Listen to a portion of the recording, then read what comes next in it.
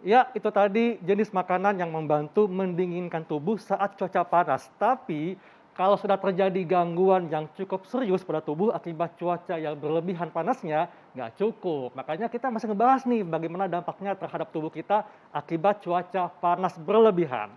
Nah, Ya. dok, ada fakta mitos yang berhubungan dengan cuaca panas, dok ya. Biasanya nih, tadi dokter bilang dehidrasi dapat terjadi akibat panas berlebihan. Nah, kalau, air kemih berwarna gelap, itu merupakan gejala dehidrasi. Ini fakta atau mitos, Dok? Fakta ya. Jadi, mungkin pemirsa di rumah pernah lihat tempelan pada saat kita ke toilet Ya, di tentang urinoir, Dok, ya? urin, ya Heeh. betul di urinoir. Itu kan ada gradasi warna urin Ya. ya, menandakan kecukupan status cairan seseorang. Nah, itu semakin pekat warna urin kita, itu menandakan kita kekurangan cairan, gitu. Jadi urin kita warna kuning tua, itu menandakan kekurangan cairan. Nah, di urin kita, terdapat pigmentasi, warna namanya urobilin, ya. Dan, zat itu apabila, kita dalam keadaan dehidrasi, dia akan konsentrasinya lebih banyak di urin kita, sehingga berwarna urin, berwarna kuning tua, Oke. gitu. Sehingga, warna urin ini dapat kita jadikan sebagai patokan, kecukupan cairan seseorang atau kondisi dehidrasi Oke. tadi. Jadi artinya kalau warna urin kita pekat, itu pertanda sudah saatnya kita untuk mencukupi asupan cairan, Dok, ya? Betul. Iya. Oke. Nah, Dok, jadi Dok, fakta mitos berikutnya, katanya cuaca panas ini dapat menyebabkan nafsu makan berkurang. Nah, ini fakta atau mitos? Nah, jadi, sebenarnya ini fakta ya, Dok, ya. Wah. Jadi, pada saat keadaan panas, sebenarnya tubuh kita akan secara otomatis mengurangi, kegiatan-kegiatan yang, menghasilkan panas. Salah Mmm, satunya adalah, makan ya? kegiatan mencerna makanan, Iya. gitu. Sehingga tubuh kita akan berespons ke otak kita untuk menurunkan nafsu makan. Tapi sebaliknya, tubuh kita akan menjadi haus, Iya. ya, sehingga kita akan mencari air biasanya kalau kita lagi kepanasan. Itu yang pertama kali dilakukan oleh tubuh kita. Jadi dalam kondisi seperti itu memang biasanya nafsu makan kita, menurun, Iya. gitu. Oke. Oke, makanya kalau panas-panas nyarinya es buah ya, yang Nah, segar-segar, yang Iya. manis-manis ya betul dokter betul. ya. Iya. Nah, Oke.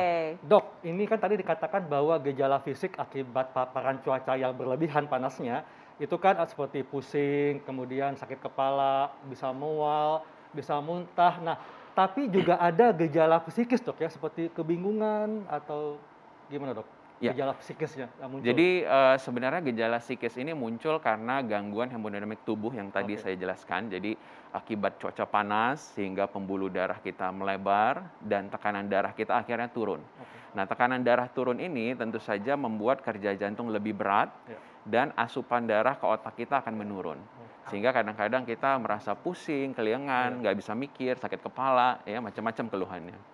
Nah, Oke.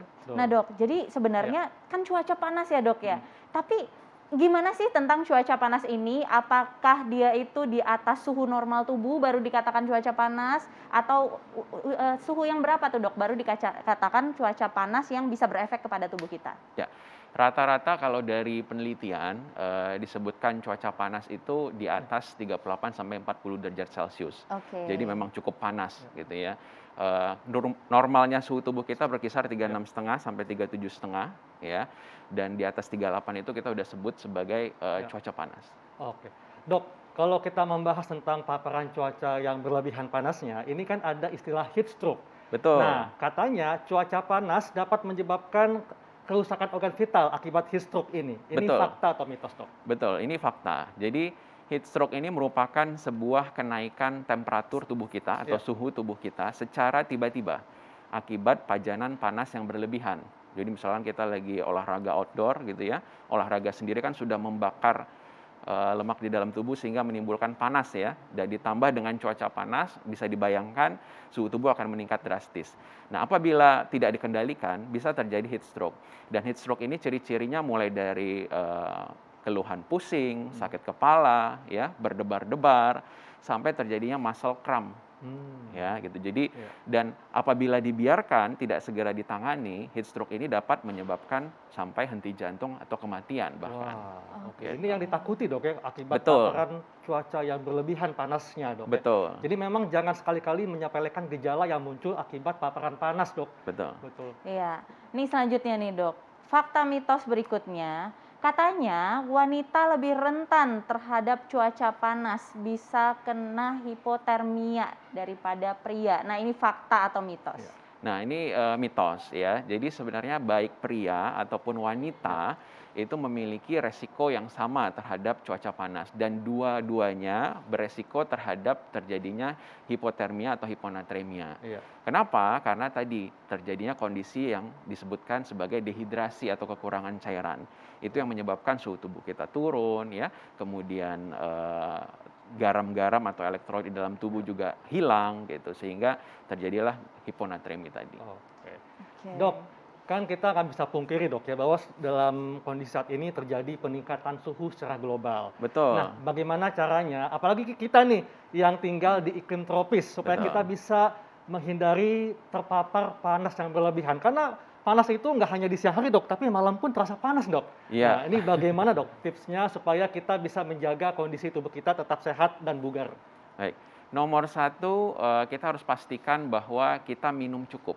Ya. Ya, cairan tubuh kita cukup. Bagaimana cara menghitungnya? Adalah rumus standarnya 30 cc per kilogram berat badan. Jadi kalau misalnya berat badan kita 50 kg, kita butuh sekitar 1,5 liter minimal per hari. Gitu. Jadi jangan malas minum intinya. Kemudian nomor 2, hindari aktivitas-aktivitas outdoor ya yang berpotensi terhadap pajanan panas yang berlebihan. Gitu. Kalau bisa kita cari tempat yang lebih sejuk. Misalkan kita mau exercise atau olahraga, kita bisa cari tempat yang lebih sejuk. Kemudian yang ketiga, untuk menghindari bahaya dari pajanan sinar UV matahari, jangan lupa selalu gunakan sunblock ya pada Betul. saat kita keluar rumah. Ya. Itu penting sekali karena kita ketahui bersama bahwa pajanan sinar UV ini beresiko terhadap kejadian kanker kulit. Iya. Gitu. Kurang lebih seperti itu, Betul. Dok. Dan tentunya gunakan pakaian longgar berwarna cerah dok ya. Betul. Nah kalau mandi dok, ini baiknya menggunakan air dingin atau air biasa dok ketika cuaca panas? Sebenarnya apapun boleh Oke. ya gitu. Jadi asalkan dia dapat menurunkan suhu tubuh kita. Oke. Gitu. Pajanan terhadap air sendiri kita sudah menurunkan tubuh kita, menurunkan suhu tubuh kita. Iya.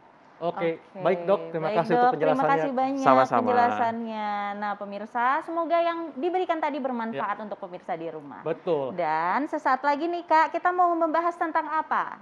Tentang daun kemangi. Nisa suka karedok nggak? Wah, enak banget tuh karedok. Itu kan ada daun kemanginya ya. Betul. Nah, kira-kira daun kemangi ini bagus nggak ya? Apa aja ya khasiatnya ya? Kita akan bahas manfaatnya daun kemangi sesaat lagi. Tetap di Hidup Hidup Sehat. sehat.